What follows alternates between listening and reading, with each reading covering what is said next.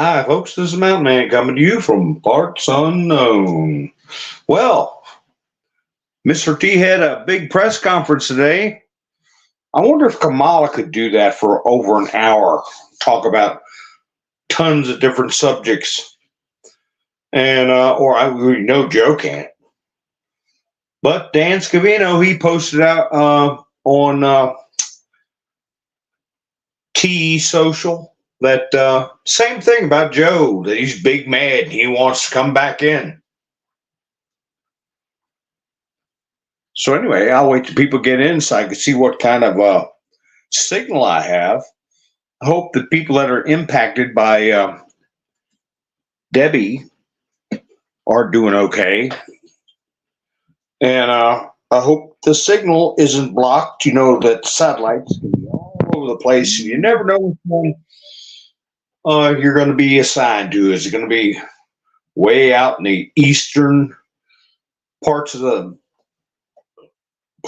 stratosphere, or western, or whatever?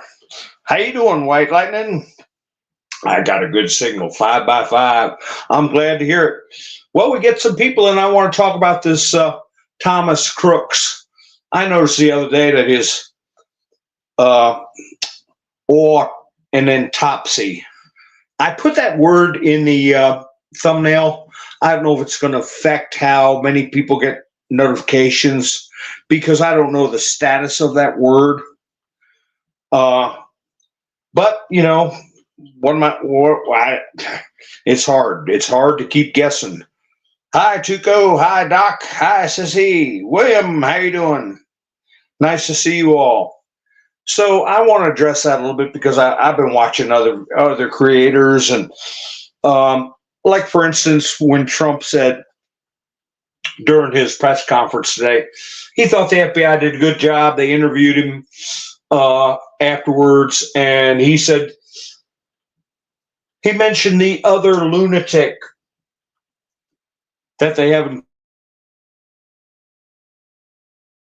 custody, and comments and on Telegram and stuff. Was there a second shooter? And Trump was referring to this Pakistani character, which we'll talk about him too. What was his name? Merchant or something like that. Kind of close to Judge Murcon.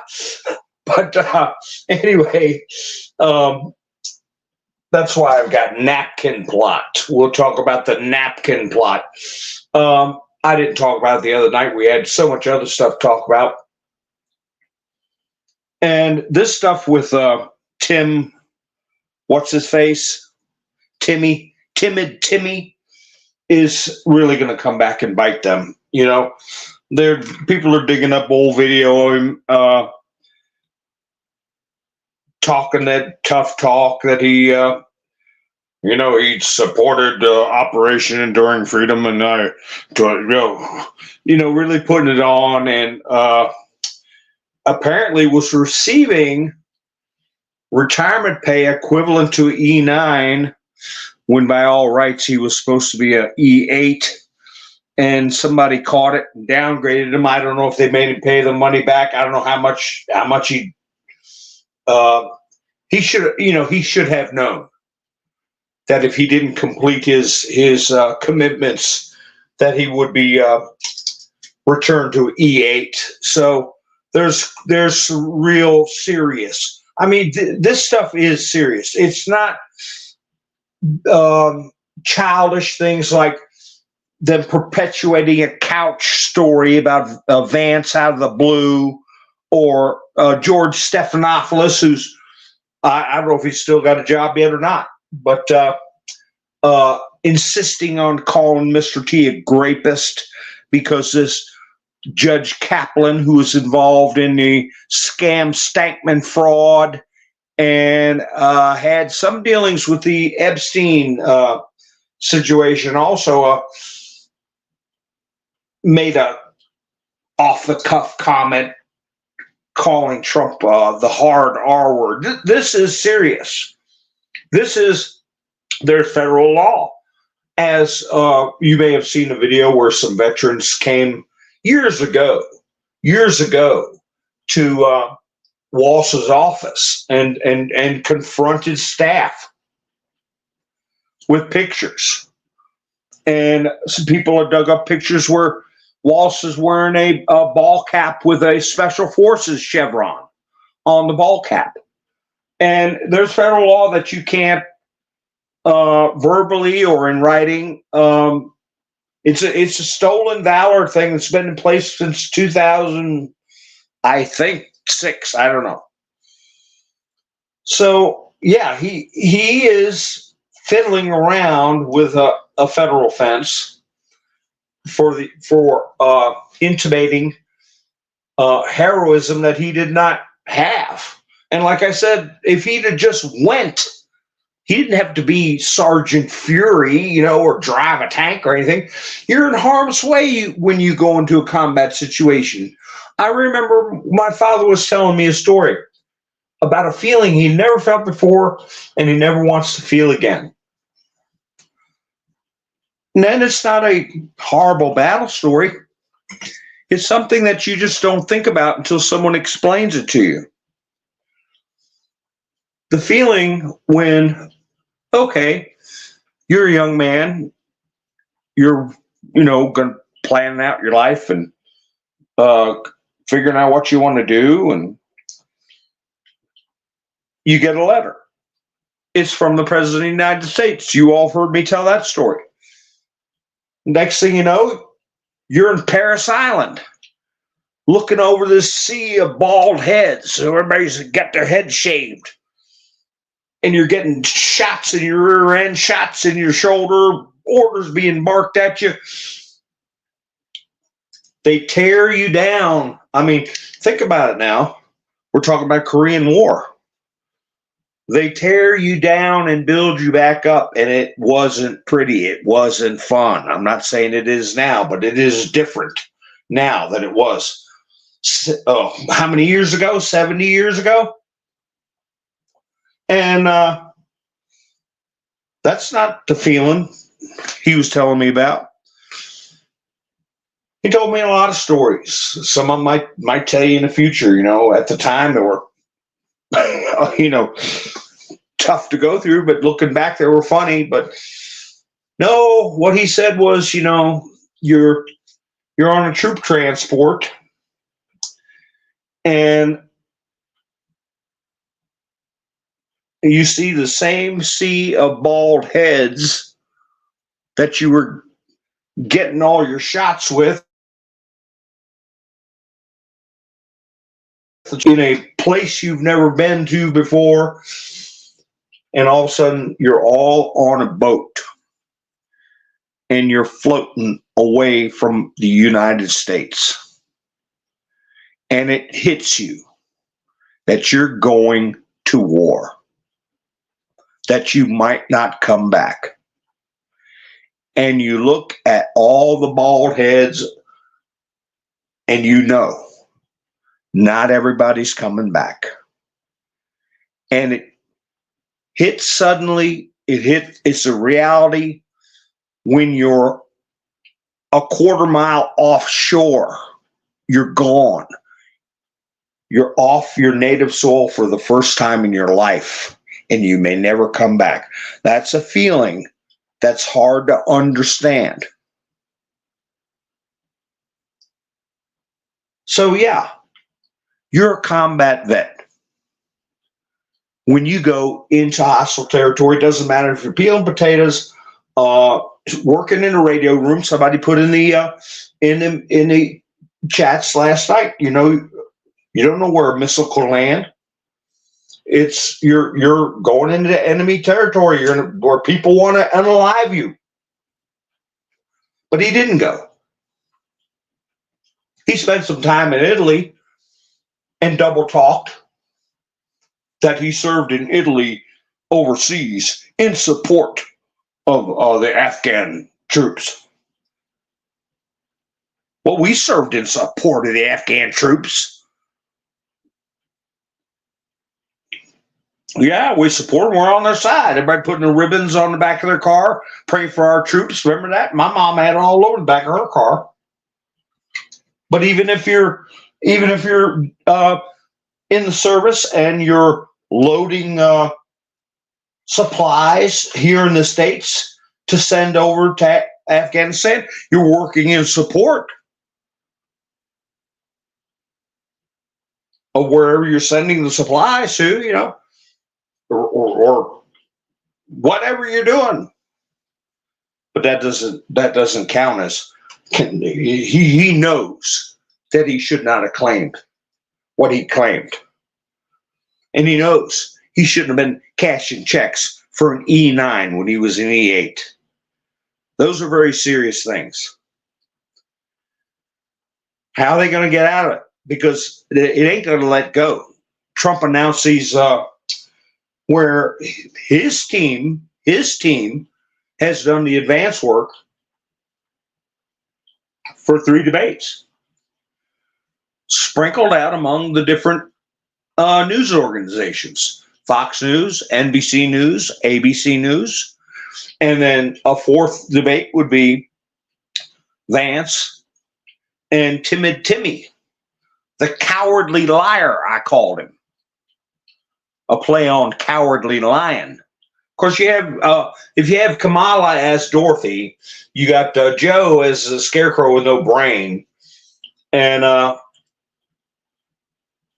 Timmy looks kind of like the one who played the cowardly lion. If I was the king of the forest, remember that?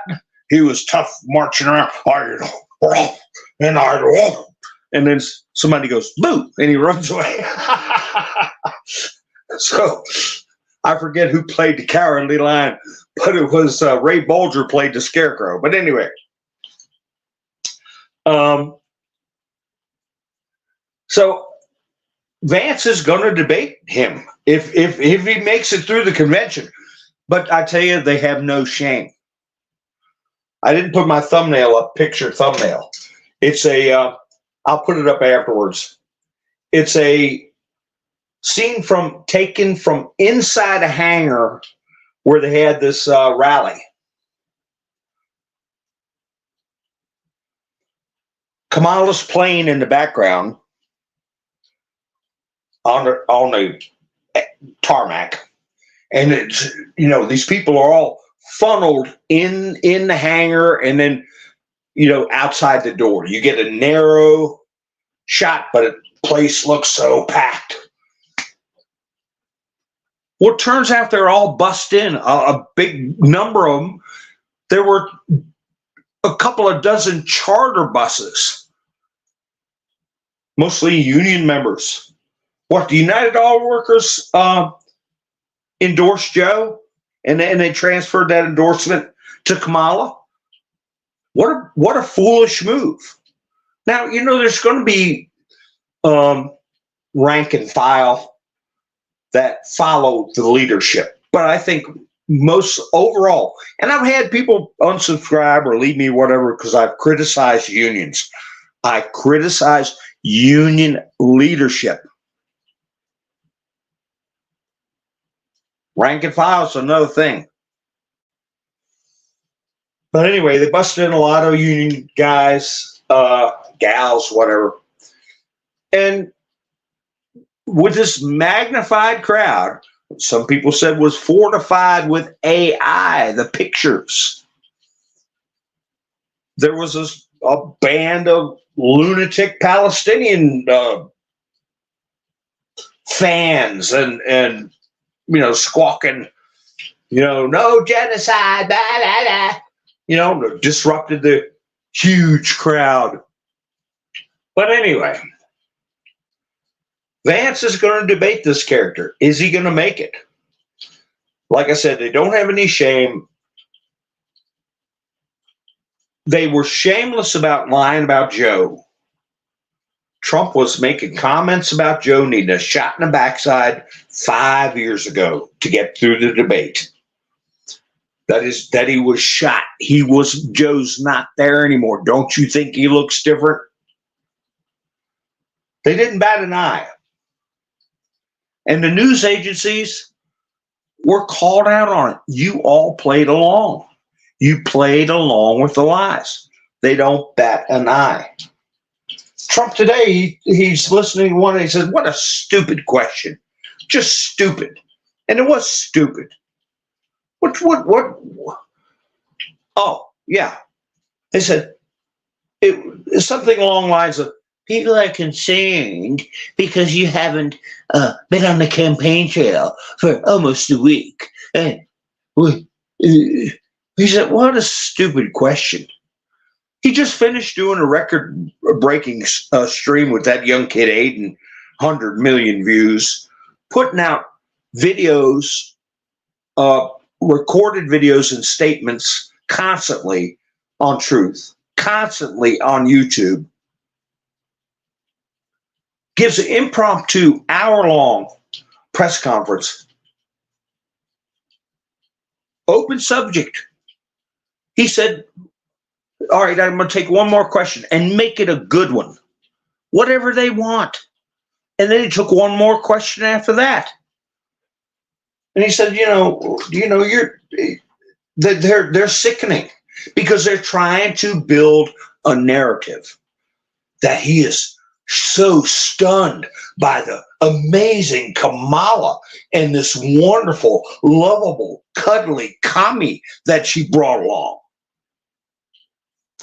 that he doesn't know what to do. And he just told him like it is. You're stupid. What a stupid question. Of course I'm campaigning. I'm campaigning for other people too in places I'm up 30 points. So, I tell you what, Rasmussen Reports has been putting out their polls. They're showing Trump with a solid lead that barely got dented. All the news agencies, all the television shows, threw everything they had at rah, rah, sis, boom, bah, joy in the air. But we do thank you for your service, Joe. And it fizzled. It fizzled out. I'll tell you how you can decide whether or not Trump's winning. We got a market indicator that'll probably not fail. As soon as the phony reports and these aggregate polls that came up mixed in with the Bloomberg polls showing Kamala ahead 10 and 12 points, places she wasn't even ahead 1 point in, made it look like, holy cow, this could have shook up the race and Trump might lose. Bitcoin crashes. Boom. Over $1 trillion in 15 minutes. In 48 hours, it starts coming out that, no, there's been no real effect. People aren't falling for the aggregate. They're showing Kamala, well, she's up nationally 0.06%. That's with their blown up polls seeded in with regular polling. People aren't that stupid. They go to Rasmussen Reports, which have been right just about every election. And they say, no, there was a little bump, but it's gone. More like a lump, a pimple. What happens? Bitcoin shoots up. In the past, 36 hours, it's gone up $10,000. It's almost back to where it was, not quite. But how many tens of thousands of people lost their backsides in Bitcoin? When it went down such a tremendous amount, they get scared and sell. And then people come in and scoop it up. Economic turmoil over lies, misrepresentations, causing people financial harm. One more reason to insist that this illegal psychological warfare operations they're putting out in the form of propaganda never happens again when we can spot it and put a stop to it without affecting free speech. Hi, Lone Wolf. Hi, Miss Minder Sue. A Google account. Kim, how you doing? Yvonne. What have I been doing? Everybody's coming in. Andrew, M, Kicking Bird. Debbie. Hi, Sherry. You're camping out in your backyard tonight. All your grandkids moved in on you. Well, you're a good grandma. My grandma would run me out the back door with a stick before she would go out with a tent. She'd put me out there in a tent. But yeah, I remember. Oh, let's see who did I miss anybody? If I miss anybody, I apologize. I'm glad to see you all here. So anyway, hi Roland. Ivan, how you doing? So now we got a bunch of people in here. I want to talk about this autopsy business. And, it's still about 70% of the population, somewhere between 65 and 70, I think it's more than that have a notion that there's something rotten in Denmark with the government being involved in what happened to Mr. T, right? The assassination. I hope that messes up the algorithm. So, what's the real story? Well, they put out an autopsy of this guy. And it's pretty simple. I got a screenshot of it. Says the guy's name and stuff like that. Cause of his expiration. A GUN shot to the head. And then they sign off. That's it. That's what he died from. And there's so much going on about, well, he couldn't have been unalive that quickly and that much red stuff running down the roof. I saw one guy on a podcast talking.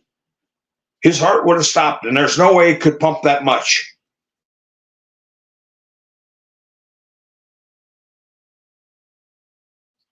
I guess insinuating they planted the red stuff to look like, dramatic or something.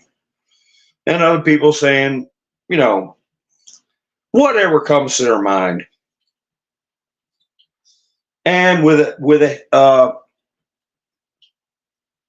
shot to the HEAD, that would be it. Lights out, over, done, and no way would have bled that much. Well, realistically speaking, there were so many people that watched that happen. So many people filmed it that there's no question that he was struck in the gourd or very close to the gourd. And that's what stopped the whole event. But I want to remind people, Abraham Lincoln, point blank, and it's awful, but in the back of the head, point blank. And he lived till the following morning. He lived, I think it was 10 or 12 hours. Breathing, moaning, no goggling, but what caliber was used? Point blank range.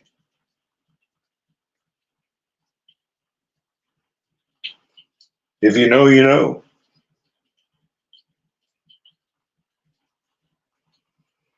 And I want to remind people another thing.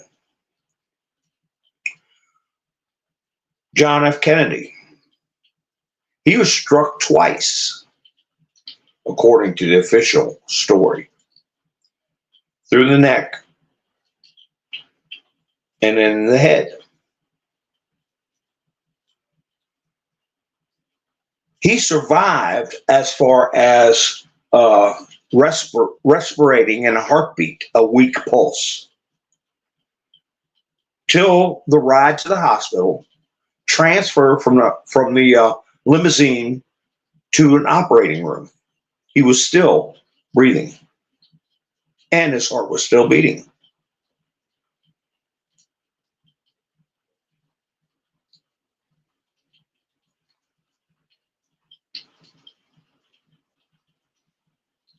Tuco says 0.73. Ian says 22.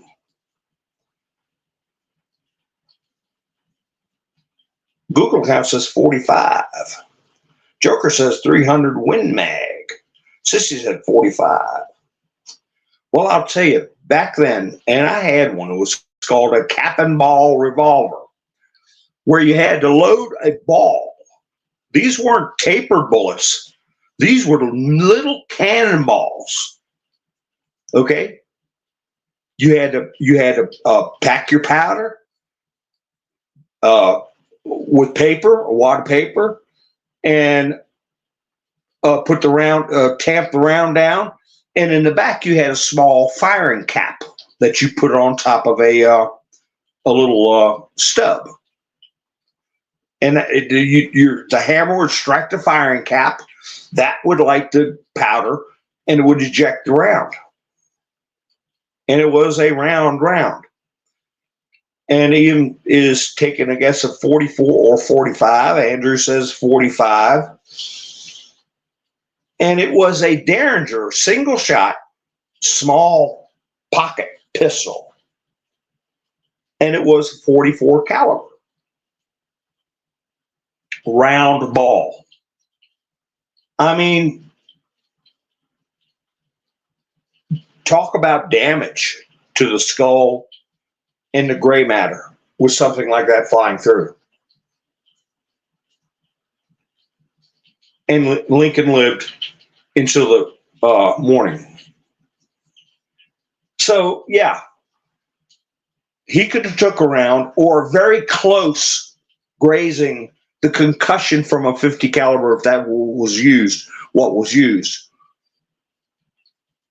would end it for him. All right. Jellify parts of his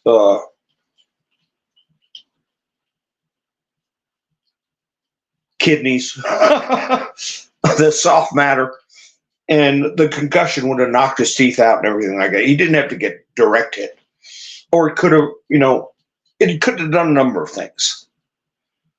And like they were talking about when Baldwin shot that young lady on the set, the bullet traveled around in her body at different angles, exited, not a straight shot through her. It hit a bone and ricocheted, and then it came out and hit the guy behind her at an angle, kind of like a pool shot. So we don't know where it exited his body. And if his heart was still beating, you would get that big stream down the roof. Because in all the cases I just mentioned, this Crooks guy, Lincoln, Kennedy, all head wounds, and all apparently lived for some amount of time. They estimate he was about maybe 10 minutes, 8 minutes, 10 minutes. That's plenty of time.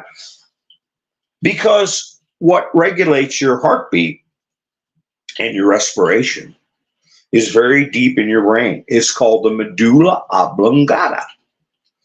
It connects your brain to your spinal cord. And it's the most protected part of the brain stem, actually. And you can get traumatic injury, and the medulla oblongata will continue to maintain vital functions as long as it can.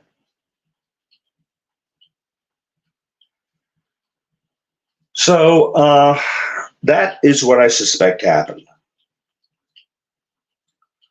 And so there's no real conspiracy about his autopsy.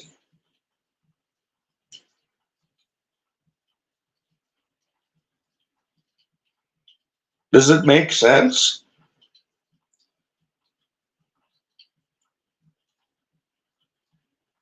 Yeah, single shot black powder. They were all muzzle loaders back then, Tuco.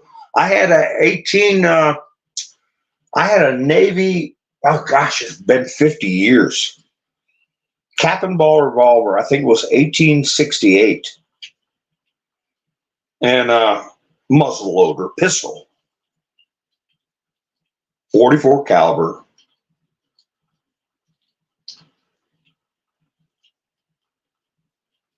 Tank, how you doing? Nice to see you again. Yeah, the angle. You're right, Roland. I mean, it could have went in his neck, or great, through his cheek or whatever, because they released a new body cam, and I got a screenshot of right when an officer got on the roof when there were three guys in rattle gear standing around Crooks, and he was, it's those angles on the body cams are tough because they're kind of fisheye. But anyway, he was just starting to have the red stuff run out from under him, and he must have been respirating, doing something, because they, as I mentioned, they cuffed him. They put his hands behind his back and handcuffed him. You don't do that with somebody that's deader than 4 o'clock. You just don't. And you can tell, if they're gone, you know. And they also pulled his shorts down around his ankles, searching him. There's a thing called agonal breathing. You want to write it down, look it up sometime. AGON, agon, owl, breathing. AGONAL. And it's probably derived from Latin, meaning agony or whatever, maybe, I don't know. But if someone is expiring, whether it's from something like this or natural causes, it's when your brain is right down to the bare survival mode. And a lot of people that get knocked out cold, they will breathe agonally, which just means that the deep stem part of your brain will sense that you need oxygen, and all of a sudden you will suck in air like snoring, and then stop and slowly let it out. Minutes will go by, and then they'll do it again and let air out. Agonal breathing. And I expect that was what was going on with him. It was happening with Paul Pelosi when he got knocked out with a hammer. And people say, oh, he's snoring. No, that was agonal breathing. He was knocked out cold. So I agree, Ravens. She says, I think Crooks was just a fall guy. I agree. There was more to it, because Trump mentioned the other lunatic they have in custody now. And I guess people that were watching and seeing on Telegram and seeing in comments on YouTube were saying, oh, there was a second shooter. No, not it. That's not who he was referring to. He was referring to the Napkin plotter, the guy that came over from Pakistan. and had contact with Iran. You talk about a patsy. Where's the brain surgery in his methods? Story is, supposedly he came over here on some kind of special visa. He was under suspicion. He was under some kind of watch. And they knew he had been talking to Iranians. And so they infiltrated with some FBI agents. And this guy, it's unclear to me whether he actually paid somebody $5,000 down payment. But who's going to come? A professional hitman? Come around here from Pakistan. This is the kind of stuff they were pulling. Using types of fabric as code words. Because their cover was they were going to be in a clothing business. And once they did certain things and proved certain things, he would give this supposed hit squad that was going to carry this nefarious plot out, he was going to give him a deposit of $5,000. But I believe it was a dollar bill.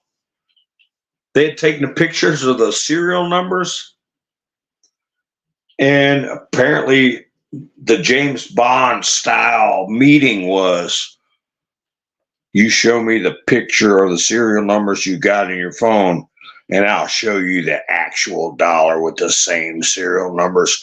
That way we know, that you understood the code when we talk about a fleece jacket. What that means versus cotton underwear. Wink, wink. Got me? It all sounds very bizarre. And I don't know if he actually had $5,000 to give somebody. It sounds like somebody that's mentally disheveled and didn't have a lot of resources. And it's just bizarre. You guys can watch videos on it and see what you think of it. But I'm not far off as far as the elements of this international plot.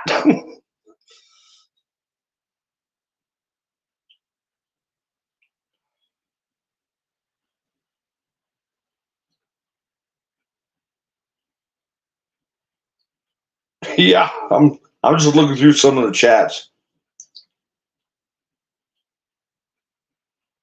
Yeah, $5,000, and they're going driving all state to state and doing all kinds of crazy stuff. I mean, you can't get a couple of plumbing jobs done for $5,000.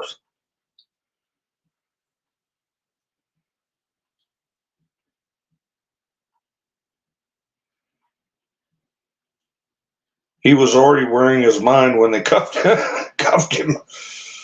Well, like I said, he was making some kind of gurgling noises, probably some latent neuromuscular twitching and moving.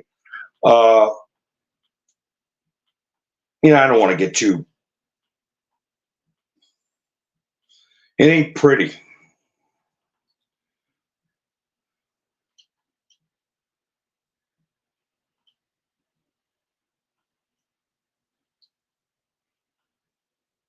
Or maybe they just felt like they need to do something. Let's handcuff him. I don't know. What are we doing? I don't know. Put handcuffs on him.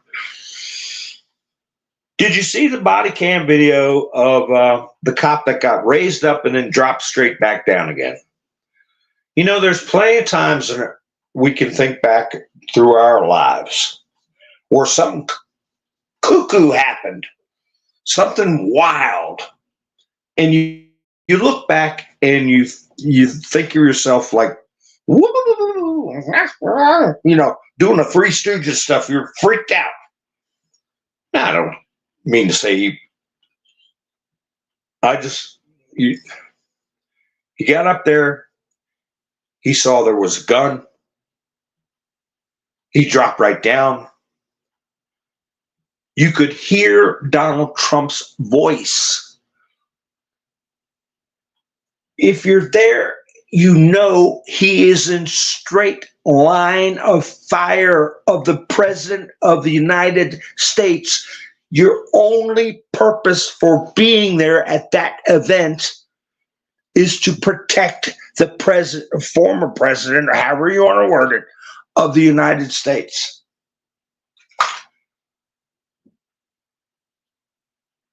Nobody shouts an alarm. Nobody blows a whistle. I've had, I don't know, 100 people got PO'd at me because I'd say blow the damn whistle.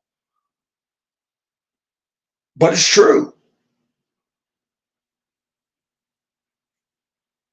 If Trump was facing the building, this officer and others took off running to the right. If Trump was facing the building, they've been going off to his right. You can see the water tower in the background. You see the building showing up. They're back. What are they doing? You've seen he had a gun. You know he has a gun. You hear the president speaking. You know he's standing there exposed in a direct line of fire. They radio to somebody, then run backwards to see if they can spot him on the roof. Way away from the shooter. Nobody yelling their heads off. Get down, Mr. President. Or put a few in the air, like the warning, boom, boom. Never mind all the mistakes that led up to that moment. One cop goes over and stands on a picnic table and rubbernecks to try to see. Oh, he's up there with a gun. Where? Let me see.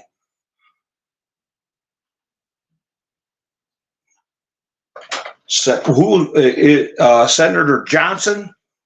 I like him. I can't think of it. Scott Johnson? I can't think of his first name. I played a video where he was talking about months ago about all the crooked things they were doing to try to get Trump. I wonder if I still got that video. But anyway, he was down on this new acting director, Rowe, saying that picture he showed of the view out the window of the roof where Crooks was, that should have never been showed to Congress because you had to stick your head out the window. And I understand where he's coming from, but I don't think he's correct. It should have been shown.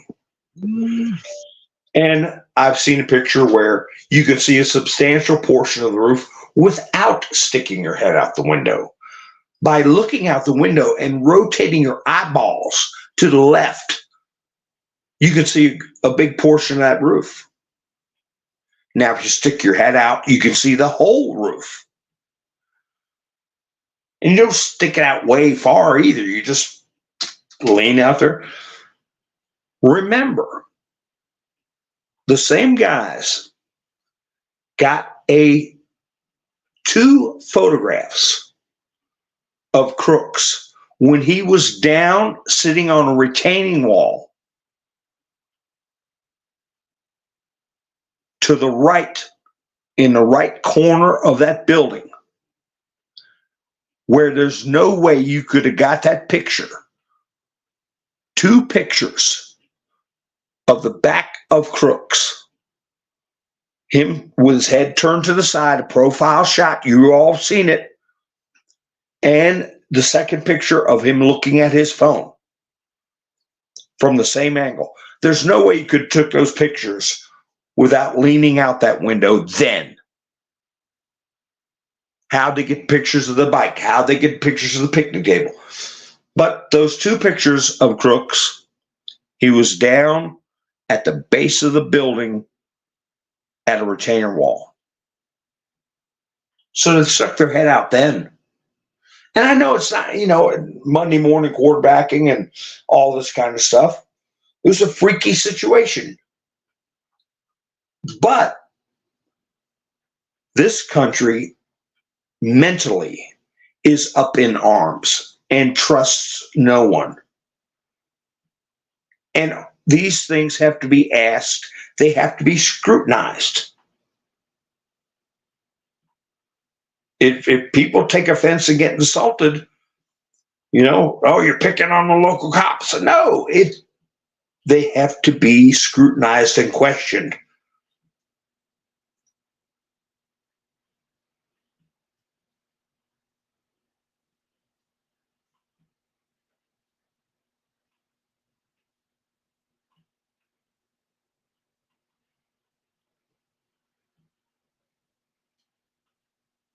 Yeah, it might be a device next time. I'm just looking through the comments.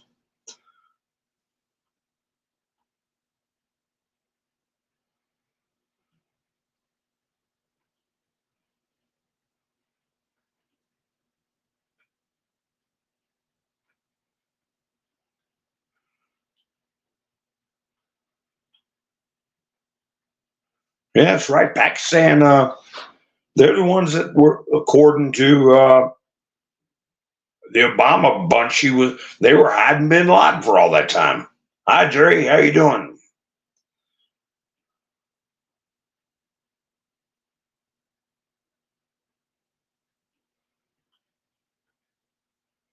Yeah, there's a lot of noises too that come out of people when they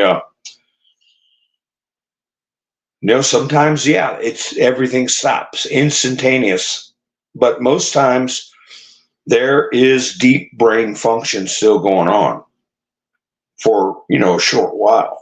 Like I said, with Lincoln, it was 10 to 12 hours. Kennedy was maybe 10 minutes.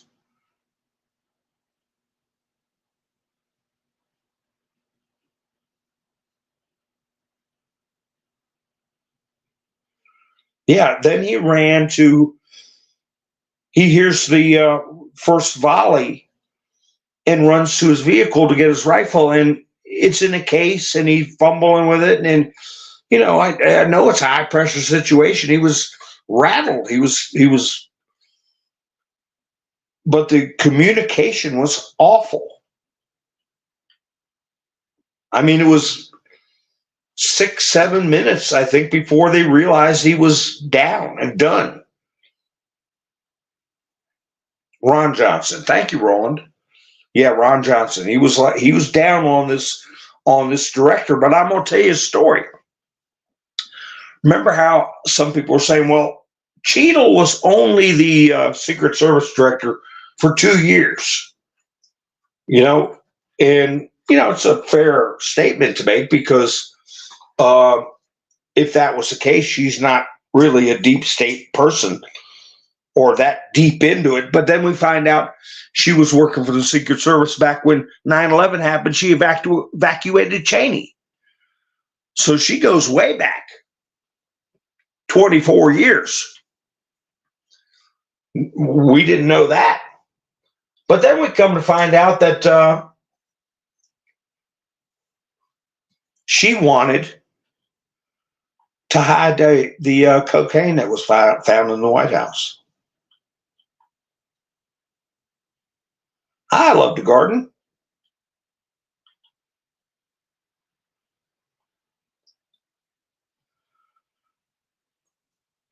So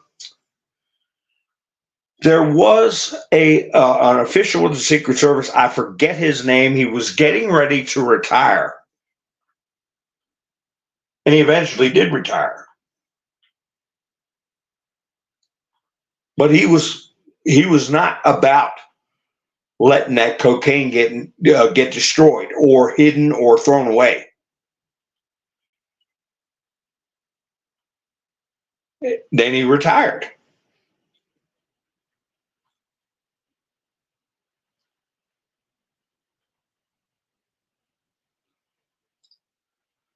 And there was one person who also said we have to stick to Secret Service protocols. We're not destroying the cocaine. So it didn't get destroyed. And they got a partial DNA hit on it. They know exactly what family that stuff came from, who was the person that would not allow the cocaine to get destroyed.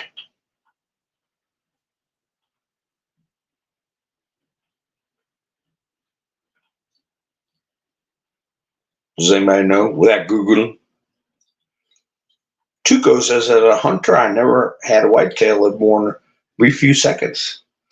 A clean hit, as in the heart.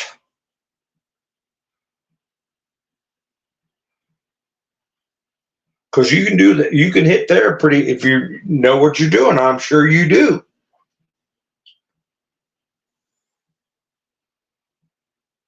So then less chance of it taking off running. And you got to go look for it all damn day long and maybe not even find it. So is it a shot through the heart? Right. Heart. Neck. Carotid artery. See, because you're talking there, it doesn't matter if the medulla oblongata is telling the heart to beat if the heart's been demolished. Then there is out of here. You're out of here. And a carotid artery, that's just somebody gets wounded there. Open the carotid artery, you're done in minutes. You're unconscious in 30 seconds or less, and then you're done. So he didn't get hit in the heart. Neither did Lincoln. Neither did Kennedy. The base survival brain system, the medulla oblongata, ordering a undamaged respiratory and cardiac system to continue functioning. Don't need any consciousness whatsoever. That's why people say, well, the person's still alive because, they're saying he's brain dead, but how can you be brain dead? He's still, breathing and still got a normal blood pressure. That's because it's regulated by something very primal and deep in your brain.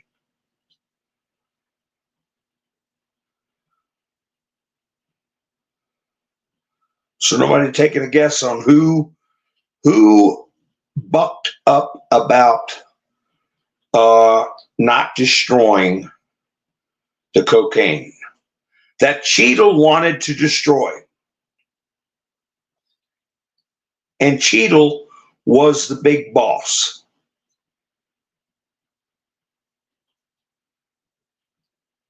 Somebody bucked up to Cheadle and did not allow the coke to be destroyed, and had DNA done on it. Well, I hope your son has a wonderful birthday, sissy.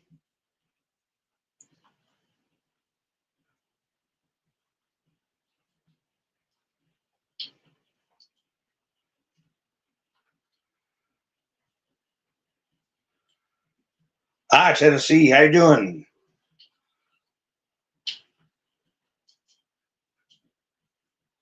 Ha! Mr. Kibler said Hunter.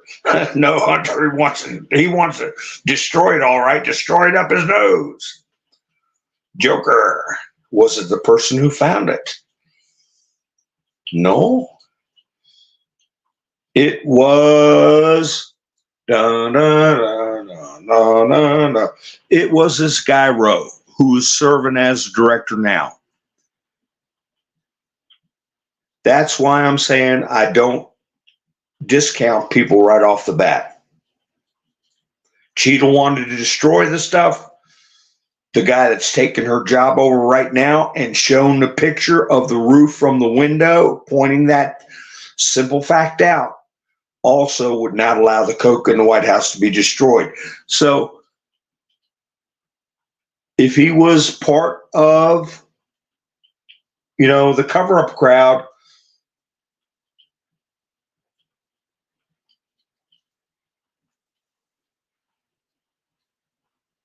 Tennessee said Garland. Well, I don't know. I don't know how involved Garland was, but it became common knowledge that they had a partial hit on the DNA that was tied to a family member of White House involved persons, which could mean staff or the first family. And that's when she said, just destroy it. Two people said no, the guy that retired, and before that, started the ball rolling as far as the argument goes, is Rowe, the acting director. He was the assistant director.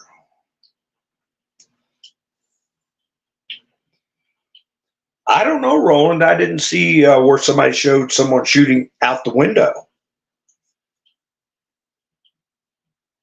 But I'm surprised that Senator Ron Johnson, said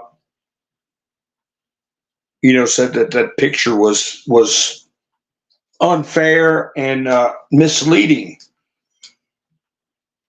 Because, if you're there and you hear the people hollering, he's got a gun, he's on the roof. You can see the people pointing,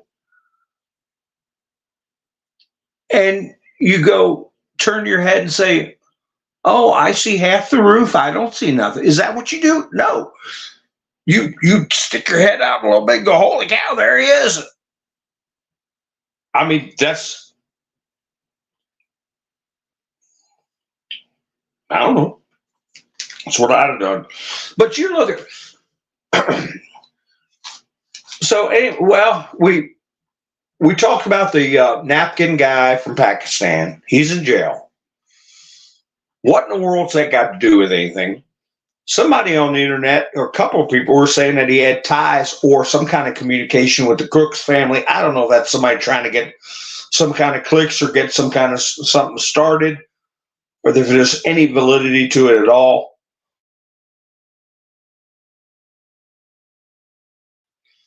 But you can see where people feel like their brain's been put in a wash machine when you hear all this stuff. And there's so many questions that seem to defy common sense, like looking down the roof line when you're a sniper in the second story window, damn near level with the roof.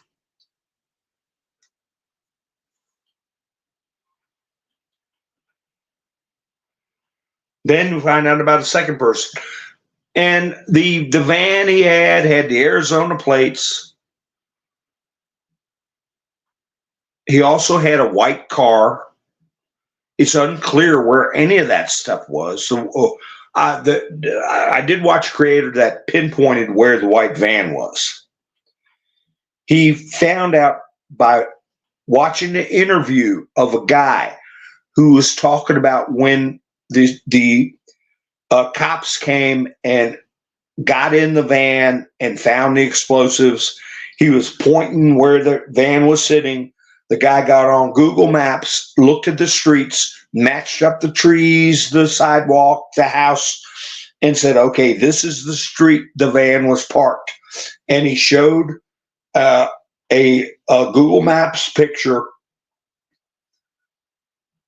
It was about a block from the complex. I don't know about the white car.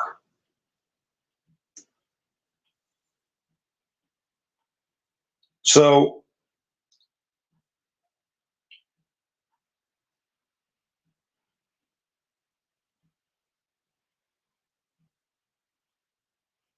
the one in the window was not SHOOTing up, was straight out.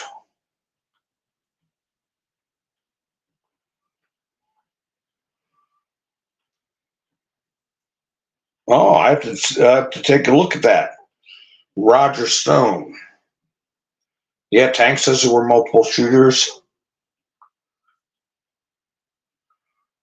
Muzzle flashes from the ground floor.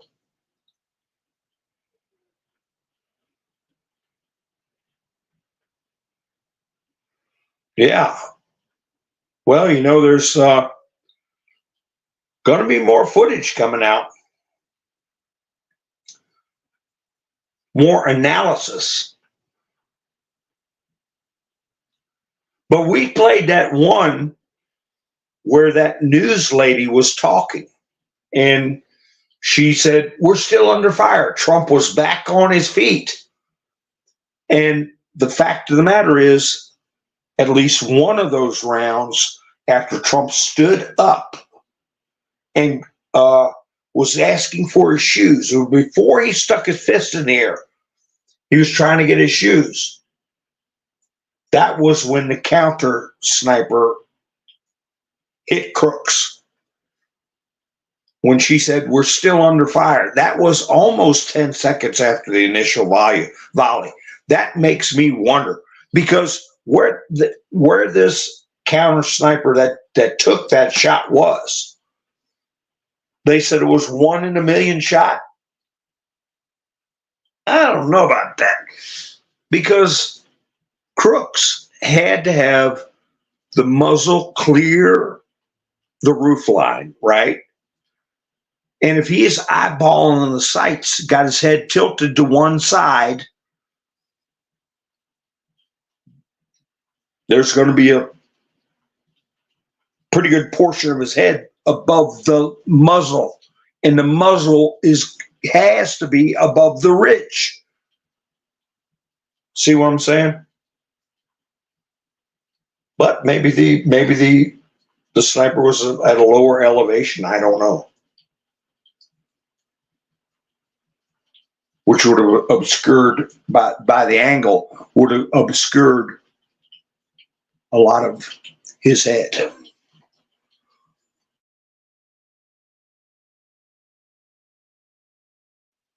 I don't know. There's going to be endless analysis.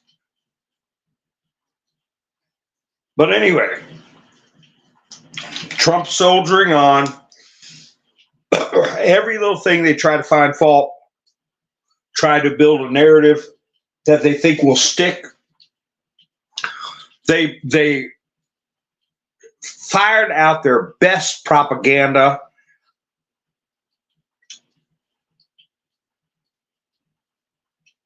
and it's failing. It's starting to look childish. It's starting to look smarmy. And that's why I want to see all the debates, but I really want to see. And, Vance is very smart. He knows not to be too aggressive. He doesn't want people thinking he's a nut. But he does want to set this guy straight. CNN had a thing out with this Scaramucci being interviewed on CNN. Remember him, Scaramucci? Scaramucci said that today's press conference showed him that Trump was scared out of his wits. What kind of idiotic statement is that? But that's the kind of narrative they're trying to build.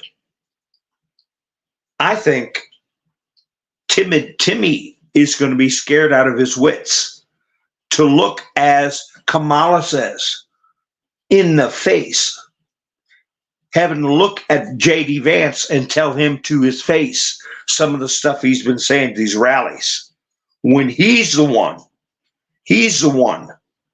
that is wanting. He's the one that's lacking. He's the one that's being exposed. And I hope JD handles it in a firm, righteous manner, in a way that doesn't alienate people, but communicates to veterans that we got this guy's number.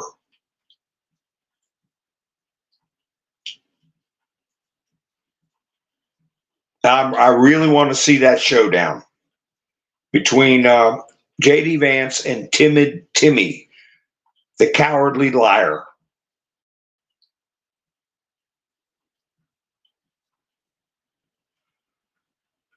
So Trump went over in an hour's time, Did you catch him?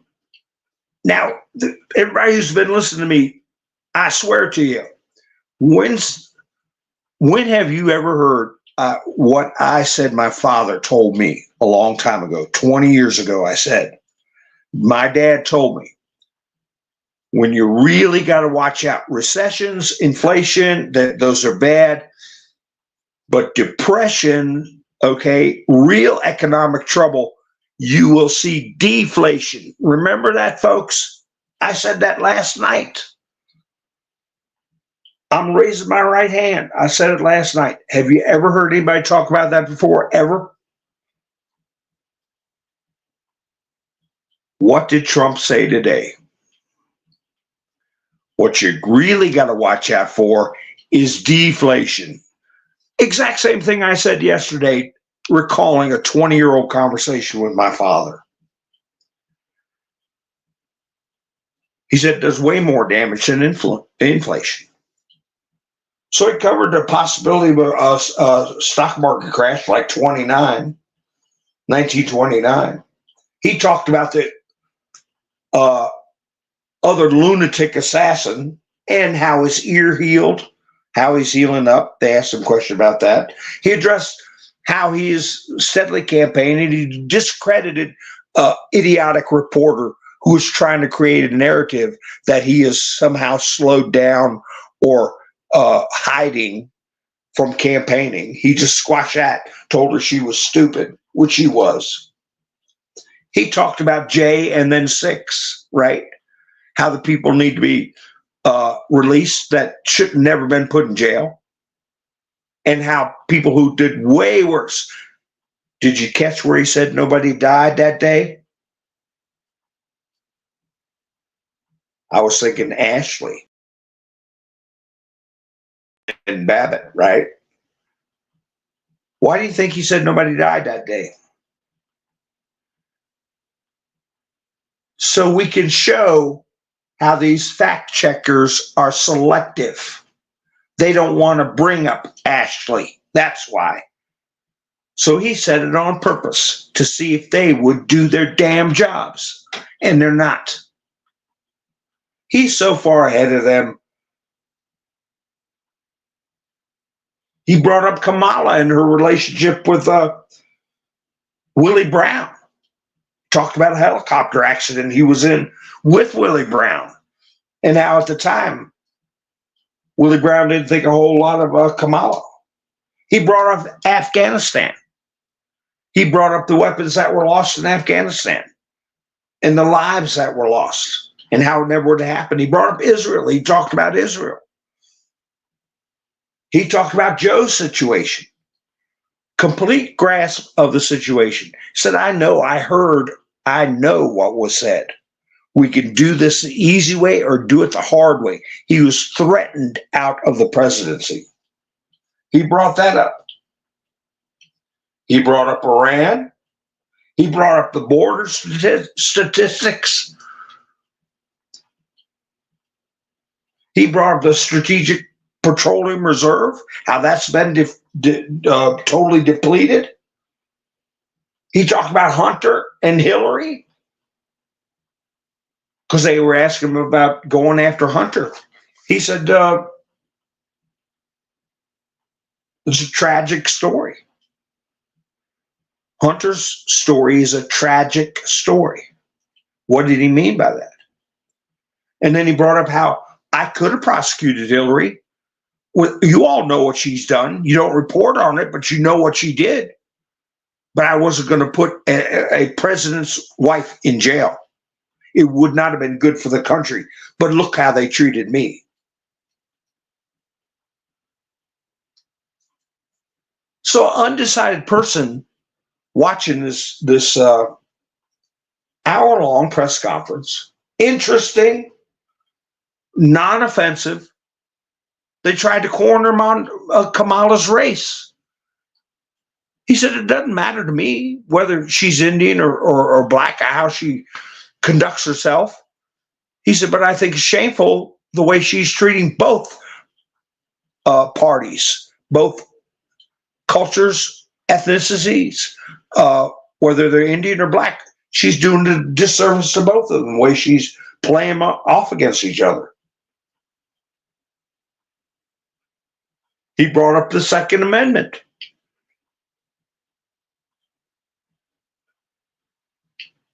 Talked very cogently about it, very simple, that they want to take your guns. And people need their guns to protect themselves. It's part of the Constitution. Live with it. He brought up the big A word, as in abortion, right? How the states are to be handling that. They can't put him in a trick box, that he's the one doing it. The people. And a lot of states are way more liberal than a lot of people thought they would be. Very reasonable, very prepared, very, that's why he goes to these rallies and he keeps on refining what he believes. So there is no question when he's asked, he can tell them plump and plain where he stands. Don't have to go back in your memory banks and when you tell the truth and you're genuine about your position, you don't have to try to remember, wait a minute, what did I tell this group different from what I told the other group? You're not pandering. He talked about criminal reform. So, how are we going to have all these places legalizing pot, and then we got a bunch of people sitting in jail for pot? People sitting in jail for 20 years over something, if they did it today, it wouldn't be a problem. How can you justify that? And that hits a chord with people. He got into the Federal Reserve. He talked about that. He talked about mass deportations. He talked about the fact that they're going to try to have illegals voting. He talked about sanctuary cities. I mean, I'm just going down the list. I didn't number it, but he had a grasp of dozens of issues. I probably left some out. I know I did. But what does he say about Kamala? She's stupid. She's dumb. They wanted a narrative that's true. She told a reporter, I think it was a CNN reporter, that she would do a press conference sometime by the end of the month. The end of the month? 3 weeks from now? But at the same time, you got your operatives asking dumb questions today, like, why are you not campaigning? Why are you insinuating he's hiding? And she hadn't given one press conference. It's been 18, 19 days since she got the crown put on her head. And she hadn't done an interview.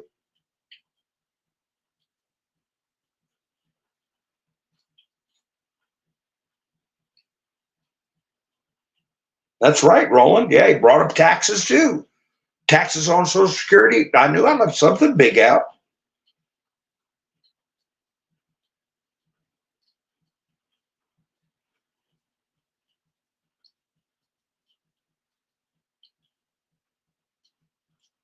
Yeah, people going to jail for hemp rope. They use hemp rope now that they've softened up on that stuff. They use hemp rope to load cargo ships. The strength of hemp rope is, so what do we have to replace it with? Since there's all these restrictions on hemp, they have to use steel cables and make a bunch of plastic poly whatever kind of rope and pollute they use hemp rope. Its tensile strength is unbelievable. But no, you have somebody, well, I smell something. It's hemp rope. Okay, you go to jail for 20 years. All a racket to make money for the government. War on drugs. What a joke. And that's when you know you got a corrupt judiciary. When you watch judges that you know get smoked up, put somebody in the joint for getting smoked up. And that's been going on for a long time.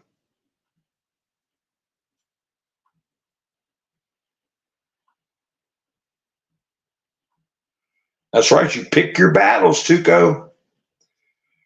Pick your battles.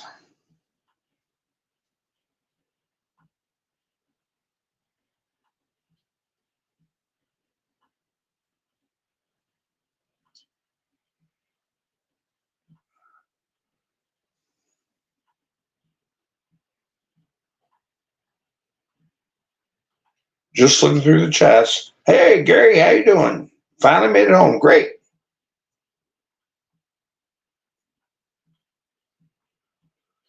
Well, we got to see what's going to happen with it. Keep an eye on Bitcoin. If it starts dropping again, that means Kamala and Timmy are doing good. Kamala and Timmy keep going in the crapper, and Bitcoin's going to go up. That was what they call it, a flash crash. When that went down, a flash crash. Oh my gosh, I guess we'll have to talk about it another time, but there's big developments going on with Disney and Elon Musk. Hey, what would you think about Disney, Elon Musk buying Disney? Because you know what? It just might happen. And you know what?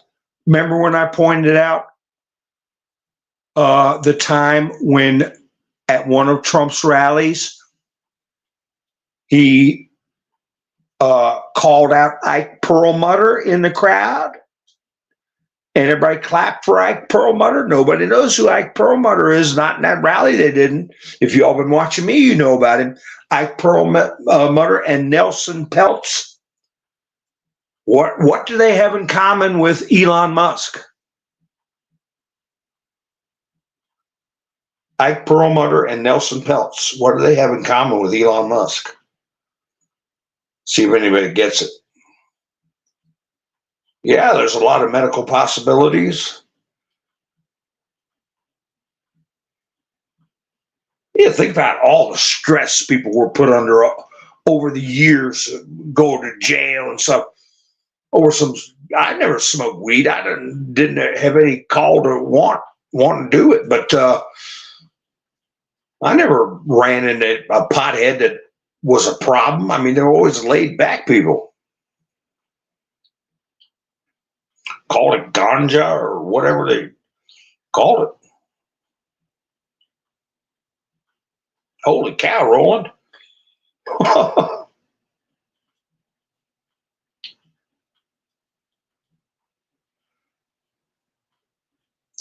Hemp oil, yeah.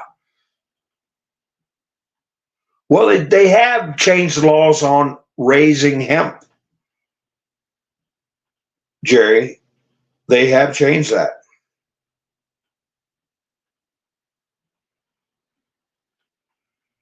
Yeah, Elon's becoming the cleaner. I know, Jerry. What does Ike Perlmutter, Nelson Peltz, and Elon Musk have in common?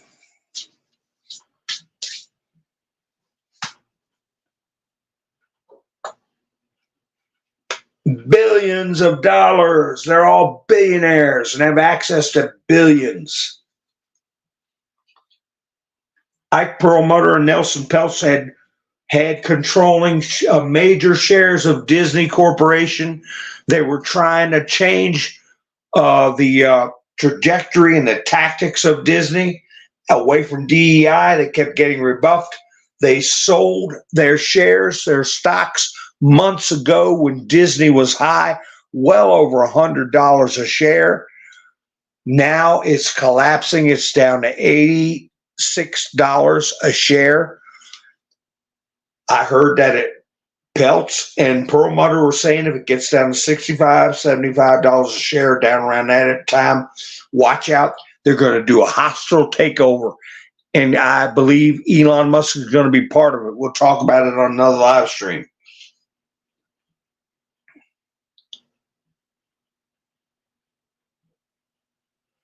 And Disney controls ABC, right? Owns ABC News. They own ESPN.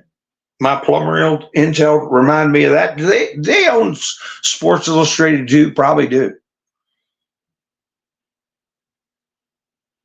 I'm saying, like I said before, the reason Elon Musk got more money than any other defense contractor for the United States is so he could buy Twitter to counter this PSYOP. And the next thing on the Department of Defense list to neutralize as a weapon against the people using PSYOPs against our culture is Disney Corporation and everything Disney owns. And I think that's where Elon's going.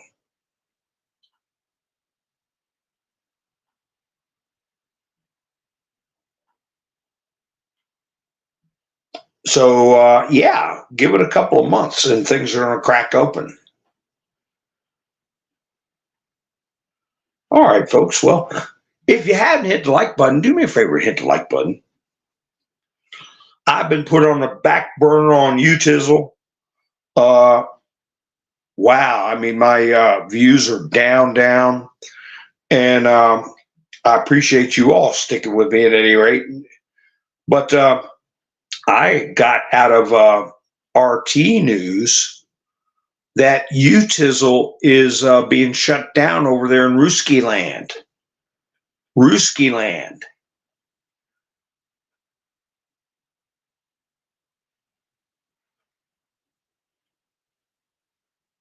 I got a bunch of articles about. We can go over another time, but this guy, Timid Timmy, he's this is just starting with him.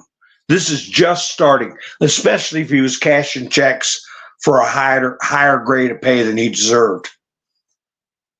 And who knows what somebody might come out with some lost footage or photographs of him doing this stolen valor stuff.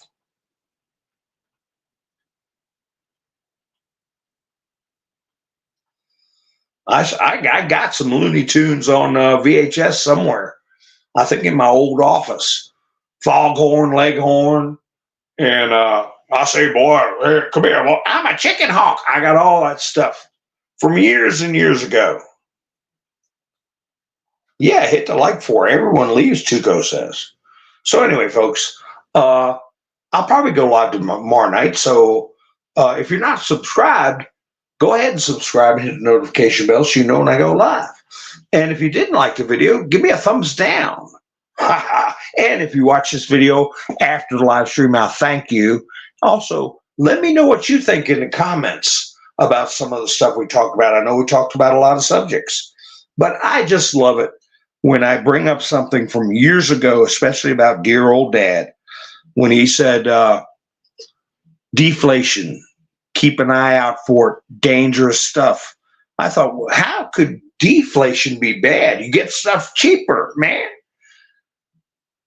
The day after I bring that up, you're my witnesses, Trump brings it up at his press conference. Never brought it up before.